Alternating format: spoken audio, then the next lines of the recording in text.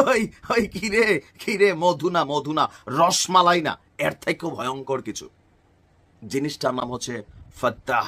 নামটার মধ্যে তো একটা ভাব আছে। হ্যাঁ, ফাত্তাহ শব্দটার যেমন গভীরতা আছে, জিনিসটাও এরকম গভীর।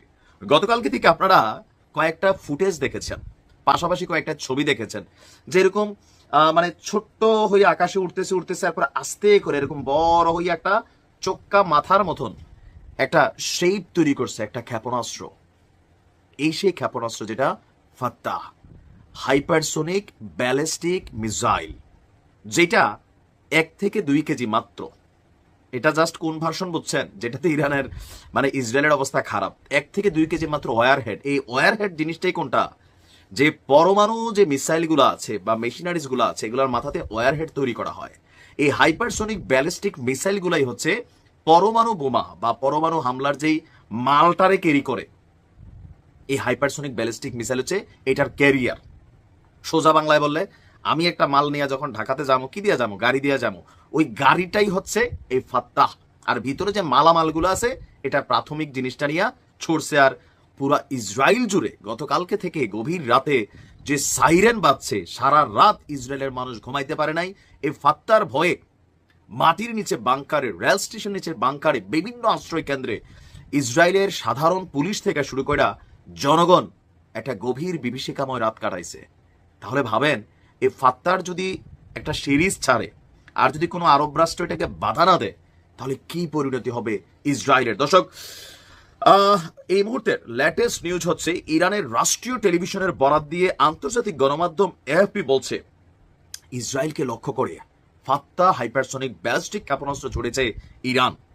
আর এই ক্ষেপণাস্ত্রগুলো যে কয়েকটা মার্সে ইসরায়েলের আকাশ প্রতিরক্ষা ব্যবস্থাকে নাস্তানাবুদ করে সফলভাবে প্রবেশ করেছে। আন্তর্জাতিক গণমাধ্যমগুলোর বরাত দিয়ে বলছে, আজকে আরবি গণমাধ্যম আনি নাই, বিবিসি কি বলছে দেখেন, যে নতুন করে ইসরায়েলে ক্ষেপণাস্ত্র ছড়েছে গভীর রাতে ইরান। আর এসব ক্ষেপণাস্ত্রের প্রত্যেকটাই তাদের নিজস্ব প্রযুক্তিতে তৈরি।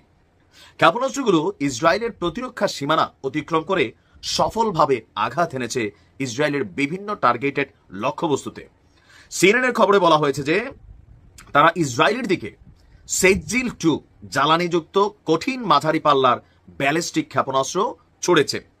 ট্রু প্রমিজের অংশ হিসাবে 13তম বার, মানে এই কয়েকদিনের মধ্যে 12 বার শেষ, 13তম বার অতি ভারী দীর্ঘ পাল্লার সেজ্জিল-2 ক্ষেপণাস্ত্র উৎক্ষেপণের মাধ্যমে শুরু হয়েছে। দর্শক, এখন থেকে আমরা যতটুকু দেখছি যে ইরানের যতগুলো ক্ষেপণাস্ত্র লাস্ট 2 দিনে উড়ে যাচ্ছে, বেশিরভাগই জায়গা মতো পড়ছে। আপনি আমি খবরগুলো পাচ্ছি না, আন্তর্জাতিক গণমাধ্যম লুকোচুরি করছে। কিন্তু ইসরায়েলের সেনাবাহিনী বলছে যে অধিক হারে ক্ষেপণাস্ত্র ছোড়া হচ্ছে, যার কারণে তাদের আকাশ প্রতিরক্ষা সিস্টেম একটু ঝামেলায় আছে। নতুন করে তারা পশ্চিমাদের কাছে সহযোগিতা চাইছে। তাদের বক্তব্য হচ্ছে যে এই মুহূর্তে আপনার ইসরায়েলের ডিফেন্স ফোর্স, তাদের বক্তব্য, তাদের বিমান বাহিনী তেহরানের বিভিন্ন এলাকায় সামরিক স্থাপনা লক্ষ্য করে হামলা শুরু করেছে। ইরানের ইসলামিক রেভলিউশনারি গার্ডরা বলছে, তেহরানের উত্তরাঞ্চল, পূর্বাঞ্চলের শহরতলিতে কিছু ক্ষেপণাস্ত্র আঘাত এনেছে।